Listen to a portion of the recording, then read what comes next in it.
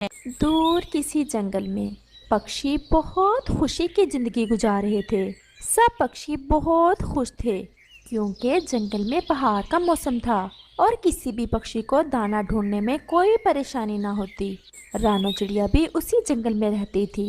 वो एक दिन अपने बेटे के साथ दाना ढूंढ रही थी कि वहाँ एक तोता आ जाता है। चिड़िया बहन, कैसी हो? मैं ठीक हूँ तोते, आप सुनाओ, आपके जंगल के पक्षी कैसे हैं और आप भी ठीक हो? हाँ चिड़िया, मैं ठीक हूँ, लेकिन मैं एक संदेश लेकर आया हूँ। बताओ बताओ तोते भैया, क्या संदेश है? हमारे जंगल में बारिशें बहुत ज़्यादा हुई हैं। कई दिन बारिश होने की वजह से हमारे जंगल में दाने की बहुत कमी हो गई है और बहुत सारे पक्षी भूख की वजह से मर गए हैं। और हमारे जंगल के राजा ने मुझे आपके पास भेजा है कि आप सब पक्षियों को बताओ कि कल बादल आपके जंगल की तरफ आ रहे हैं, इसलिए आप सब पक्षी दाना जमा कर लें। लेकिन तोते भैया, इतने कम समय में हम कैसे करेंगे ये सब? लेकिन रानो चिड़िया, आप सब पक्षियों को कुछ ना कुछ तो करना ही होगा, क्योंकि बारिश में दाना तो कहीं से भी नहीं मिलेगा। और फिर ऐसे कहते हुए वो तोता वापस चला जाता है। मम्मा, अब हमें समय जाया नहीं करना चाहिए। हम जल्दी से कबूतर और मिट्ठू को भी बता देते हैं और हम सब मिलकर ज़्यादा से ज़्यादा दाना जमा कर लेते हैं। हाँ हाँ कुकू, हम ऐसा ही करते हैं। और फिर रानो चिड़िया और उसका बेटा कबूतर की तरफ चले जाते हैं। जल्द ही वो कबूतर के पास पहुंच जाते हैं और रानो चिड़िया कबूतर को सारी बात बताती है। रानो चिड़िया, तुम ज़्यादा परेशान ना हो, अभी काफ़ी समय है। हम शाम तक ढेर सारा भोजन इकट्ठा करेंगे। कबूतर भैया, आप भोजन ढूंढने जाओ और मैं मिट्ठू को भी बता आती हूँ। और फिर रानो चिड़िया मिट्ठू तोते की तरफ चली जाती है। और फिर ऐसे सब पक्षी जल्दी जल्दी से समय जाया किए बगैर अपना अपना भोजन इकट्ठा करने लग जाते हैं। कालू भैया, आपको नहीं बताया मिट्ठू ने? मैंने इससे कहा तो था कि जाते हुए आपको भी बता जाए कि बरसात आने वाली है, कल से बारिशें शुरू हो जाएंगी। तो फिर क्या करें? क्यों इतना शोर मचाती फिर रही हो तुम? गोरी, तुम गुस्सा ही कर गई। मैं ये कहने आई थी कि सब पक्षी भोजन इकट्ठा कर रहे हैं, आप भी समय का फ़ायदा उठाओ और जल्दी जल्दी से अपने घर में भोजन इकट्ठा कर लो। बरसात शुरू हो गई तो बहुत मुश्किल हो जाएगा। रानो चिड़िया, आप जाओ और हम भी आते हैं आपके पीछे ही। और फिर रानो चिड़िया वहाँ से चली जाती है। गोरी, चले हम भी कुछ ना कुछ कर लेते हैं। ऐसा ना हो कि फिर इस दफ़ा हमें बारिश में भूखे ही रहना पड़े। तुम्हें अच्छे से पता है कि आज मेरी तैयारी है अपने मैके वाले जंगल जाने की, और तुम भी मेरे साथ जाओगे। माँ जी ने कोई ज़रूरी बात करनी है मुझसे। गोरी, पागल ना बनो, समय बहुत कम है। बरसात कल ही आने वाली है। हम फिर किसी दिन चले जाएंगे तुम्हारी माँ से मिलने। ऐसा कभी नहीं होगा। गोरी अपना प्लान कभी नहीं बदल सकती। और भोजन की तो तुम चिंता ना करो, ये जो पक्षी इकट्ठे करते फिर रहे हैं उसी से ही चुरा लेंगे हम अपना हिस्सा। पहले कभी किया है हमने भोजन जमा, जो आज करेंगे। और फिर ऐसे कालू कौवा और गोरी कव्वी दूसरे जंगल चले जाते हैं और फिर बाकी सब पक्षी सारा दिन दाना इकट्ठा करते हैं। रानो, कौवा जी नजर नहीं आ रहे, मैं बता तो आया था उन्हें। मैं भी गई थी उनकी तरफ तो, लेकिन तोते भैया, तुम्हें तो पता है उस जोड़ी का एक नंबर के फ्रॉडिये हैं।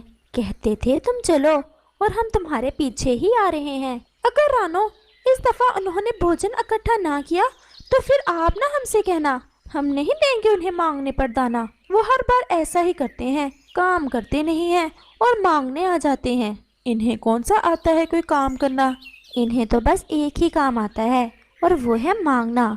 चलो छोड़ो उन्हें, अगर आना होगा तो आ जाएंगे, हम क्यों अपना समय जाया करें। और फिर रानो चिड़िया और तोता फिर से अपने काम में लग जाते हैं। शाम के कौवा और गोरी कव्वी भी अपने घर वापस लौट आते हैं। अगर बारिश शुरू हो गई तो हमने भी ठान ली है, इस दफा हम तुम्हें कुछ नहीं देंगे। जाओ जाओ मोटी चोंच वाले तोते, हम पहले कौन सा तुमसे मांग कर खाते हैं। बड़ा तूफान आने लगा है ना, जो हमें डरा रहे हो। मम्मा, ये कालू कौवा तो कोई काम नहीं करता, लेकिन वो खाता कहाँ से है? आप तो हर समय कुछ ना कुछ करती रहती हो। बेटा, ये कालू शुरू से ही ऐसा है, और ऊपर से उसे पत्नी भी उससे 2 हाथ आगे मिल गई है। हर समय किसी के भोजन पर ही नजर रखते हैं। वो दोनों माँ बेटा ऐसे बातें कर रहे होते हैं, बादल जोर से गरजता है और फिर साथ ही तेज बारिश शुरू हो जाती है। मम्मा मम्मा, बारिश आ गई। मम्मा, मुझे बारिश बहुत अच्छी लगती है। मेरे पास आ जाओ मेरे बच्चे, बारिश मुझे भी बहुत अच्छी लगती है। जब मैं छोटी सी थी तो मैं ऐसे मौसम में अपनी मम्मा से कहानियाँ सुना करती थी।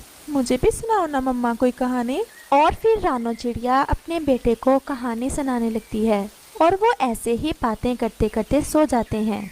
सुबह हो गई थी, लेकिन बारिश और भी तेज थी। सब पक्षी अपने अपने घरों में बैठे बारिश का मजा ले रहे थे। ऐसे ही शाम हो जाती है, लेकिन बारिश थी कि रुकने का नाम ही नहीं ले रही थी। सुनो जी, अगर ज्यादा गुस्से नहीं हो तो मुझे आपसे कुछ कहना है। बोलो, लगता है भूख ज्यादा ही लग गई है। कालू, बारिश तो सच में आ गई। मैंने सवेर से कुछ नहीं खाया, बहुत बर्दाश्त किया, लेकिन अब तो भूख से मेरा बुरा हाल हो रहा है। देखो कैसे मेरा ब्लड प्रेशर लो हो रहा है भूख के कारण। क्या करूं? अब तुम ही बताओ। मैंने तो कहा था तुम्हें कल कि भोजन ढूंढ लाते हैं, लेकिन तुम तो अपनी जिद की बहुत पक्की हो। अब ऐसे करो, तुम जाओ रानो चिड़िया के पास, मैं तो जाऊंगा नहीं, और ना ही रानो चिड़िया मुझे कुछ देगी। तुम चली जाओ, शायद तुम्हें कुछ मिल जाए। तो फिर जाऊं मैं? देगी नहीं तो खाली तो लौटोगी ही। एक बार जाकर तो देखो। और फिर ऐसे गोरी कव्वी रानो चिड़िया की तरफ चली जाती है। रानो, रानो, रात फिर से आ गई है। मैंने तो सोचा था कि बारिश रुक जाएगी शाम तक, लेकिन ऐसा नहीं हुआ। अब भोजन चाहिए होगा तुम्हें। मैं तुम्हें ज्यादा शर्मिंदा नहीं करूंगी, लेकिन इतना कहूंगी कि बस थोड़ी सी शर्म कर लिया करो, ज्यादा ना सही तो। रानो, वो तुम्हारे भाई के पेट में दर्द हो रहा था भूख के कारण, इसलिए आ गई मैं तो। अगर नहीं है तो चली जाती हूँ मैं।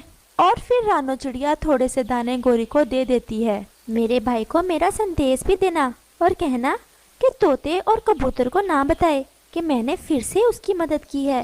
वो बहुत गुस्से में है तुम दोनों पर। मैं कह दूंगी। और फिर गोरी कव्वी वहाँ से भाग जाती है। ये जो रानो की बच्ची है ना, चीज देती है लेकिन भाषण बहुत सुनाती है। अब चुप करके खा लो, अगर ना देती तो फिर क्या कर लेती तुम उसका। और फिर ऐसे वो दोनों थोड़ा थोड़ा दाना खाकर सो जाते हैं। मम्मा, कल रात से बारिश हो रही है, अब तो पूरे जंगल में पानी ही पानी हो गया होगा। हाँ बेटा, ऐसे मौसम में जो अनाज बारिश में भीग जाए वो भी खाने लायक नहीं रहता, इसलिए हमेशा बारिशों के लिए भोजन जमा रखो। जब भी बारिश होती थी तो मेरी माँ मुझे यही बात बताया करती थी। मम्मा, ये क्या है? बेटा, ये फंदा है, मैंने भोजन के पास लगा रखा है। ऐसे मौसम में चोर भी बहुत होते हैं, ऐसा ना हो कि हमारा भोजन ही कोई चुरा ले जाए। ये ठीक किया आपने। और वो ऐसे ही सो जाते हैं। दूसरा दिन भी ऐसे ही गुजर जाता है और कौवा और कव्वी फिर से भूखे होते हैं। गोरी, कितना भोजन पड़ा था रानो के घर में? ढेर सारा। मैंने ढेर सारा भोजन देखा कल रानो के घर। कालू, अगर मेरी मानो तो आज रात सारा ही चुरा लाओ। तुम्हें कैसे पता चला? मैं ऐसा ही करने वाला हूँ। हम दोनों का दिमाग एक जैसा ही है ना, इसलिए। और फिर जैसे ही रात गहरी होती है, कालू चुपके चुपके से रानो के घर की तरफ जाता है। वो खिड़की से देखता है कि रानो और उसका बेटा सोए हुए होते हैं। वो बहुत मुश्किल से खिड़की में से अंदर घुस जाता है और सीधा भोजन के पास जाता है। वो जैसे ही अपनी चोंच में भोजन उठाता है, उसकी गर्दन फंदे में फंस जाती है और साथ ही रानो चिड़िया की आंख भी खुल जाती है। कुकू की तो कालू को फंदे में फंसा देख हंसी ही नहीं रुक रही थी।